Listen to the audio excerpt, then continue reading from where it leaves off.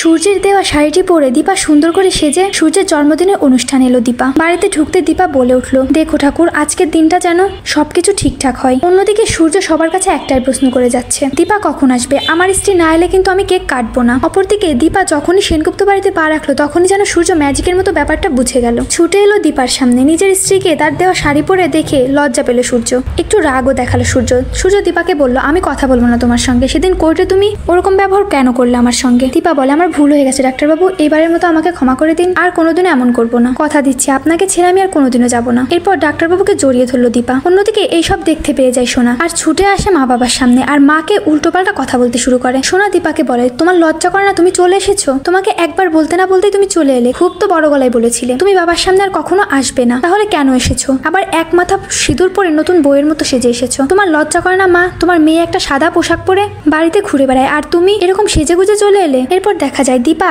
সেনগুপ্ত বাড়ির সকলের সামনে বলে ওঠে, যদি কেউ ডাক্তারবাবুর কোনো ক্ষতি করতে চায় তাহলে কিন্তু আমি তাকে ছাড়বো না। অপরদিকে রুডি, সে তো সেই ছদ্মবেশেই সেনগুপ্ত বাড়িতে রয়েছে, তাকে হ্যান্ডেল করছে রূপা। জন্মদিনের দিন যাতে ওই ডরথি কোনো রকম গন্ডগোল করতে না পারে সেটা রূপা দেখছে। রূপা সবসময় ওই রুডিকে নজরে নজরে রাখছে, যাতে করে রুডি মহাবিরক্ত। রুডি মনে মনে ভাবতে থাকে, এই রূপাটা তো কোনোভাবে আমার পিছু ছাড়ছে না, আমি যে একটু কিছু করব তারও কোনো উপায় নেই, না আমাকে কিছু একটা করতেই হবে, এদের এই সুন্দর অনুষ্ঠানটাকে আমার বানচাল করতেই হবে। এদিকে দীপা অনুষ্ঠানের ভিতর বলতে থাকে, আমার ডাক্তারবাবু যদি কেউ কোনো ক্ষতি করতে চায় তাহলে কিন্তু তাকে আমি ছাড়বো না, আগেও ছাড়িনি আর এখনো ছাড়বো না। প্রয়োজনে ডাক্তারবাবুকে আমি আমার সঙ্গে নিয়ে যাব, ডাক্তারবাবু আমার সঙ্গে আমার বাড়িতে থাকবে, আমার মতে ডাক্তারবাবু এখানে সুরক্ষিত নয়। সূর্য তখন বলে, না দীপা, আমিও কোথাও যাবো না, তুমিও কোথাও যাবে না, আমরা দুজনেই এই সেনগুপ্ত বাড়িতে থাকবো, এই বাড়িতেই থাকবো। তো বন্ধুরা, অনুরাগের ছোঁয়া ধারাবাহিকের আগামী পর্বে যদি এমনটাই হয় তাহলে আপনাদের দেখতে কেমন লাগবে কমেন্ট করে জানিয়ে দিন আপনাদের মতামতটি, এবং চ্যানেলে নতুন হয়ে থাকলে অবশ্যই চ্যানেলটি সাবস্ক্রাইব করে রাখবেন।